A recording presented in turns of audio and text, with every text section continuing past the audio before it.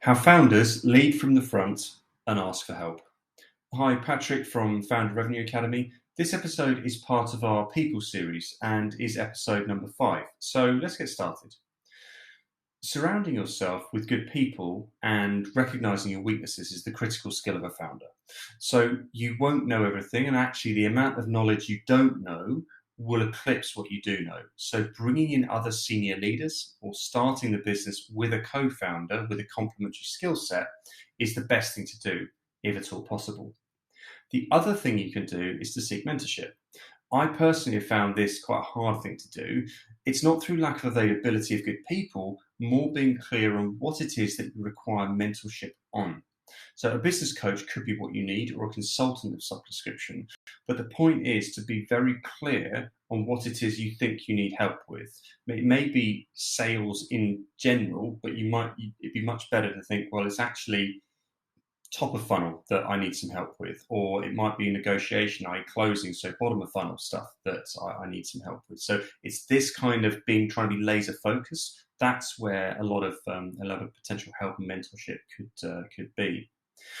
So people always respond well when asked for their help or their advice. It doesn't necessarily mean that they're going to give it, but it's not something that people react badly to having been asked for it. So if you are in a position where you think you need help from an expert, I would strongly encourage you to at least reach out.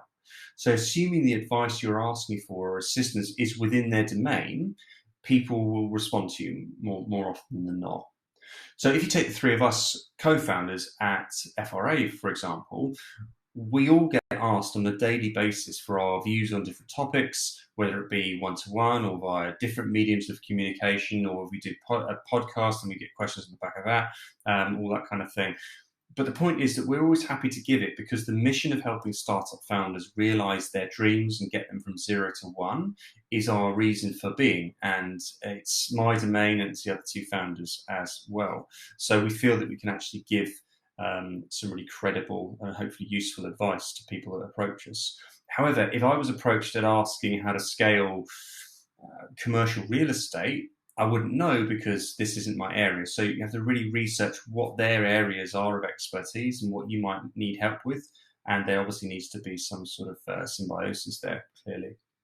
So pausing here, though, for a moment, because I want to address the myth that all founders are automatically going to be leaders. The fact is that this isn't true. So statistically, it's impossible. So more often, great leaders are not founders. And this is what I just want everyone to accept as true. Just because you have founded the business, perhaps in time, you may not be the right person to lead it. However, there are a few things you can do where you are now. So the first is clarity of mission and why you are in business. So as a founder, no one is going to be better at communicating your story or your origin story better than you or the founding team. And so this is how you lead. So you be involved in all fundraising activities, of course, and also over-invest in your first few customers. So for example, your first 5 customers will most likely be the gateway to your next 50, because they will be raving fans of your product and service, and by over-investing yourselves into them, you can lead by driving acquisition of new customers, by getting them to talk about it to their own network, effectively being the extension of your sales force. So this is a critical thing for you to do in the early days as a founder, being involved in all the sales interactions for the first few customers, getting very, very close to them, and then seeing how might they be able to evangelize your product for you. And this all starts with clarity of message, and this is one way you can lead from the front. Another area you can lead, and this ties back to this myth I was talking about, is to understand where you're strong and where you're weak and make this known. For example, you could be very valuable at getting people to consider 5 different solutions to the same problem, but you lack the administrative acumen to write this up into a compelling proposal. Equally, you could be very useful at getting people excited at the ideas of what is possible, but then fall over at the legals of implementation. You'll not be at strong everything, so don't try to be. And this is what I mean when I say that not all founders are great leaders. Those that aren't aware of their own weaknesses typically don't make great leaders, even though they've founded the business when it goes, especially when the business gets a little bit older and scales with a little bit more revenue and personnel to deal with.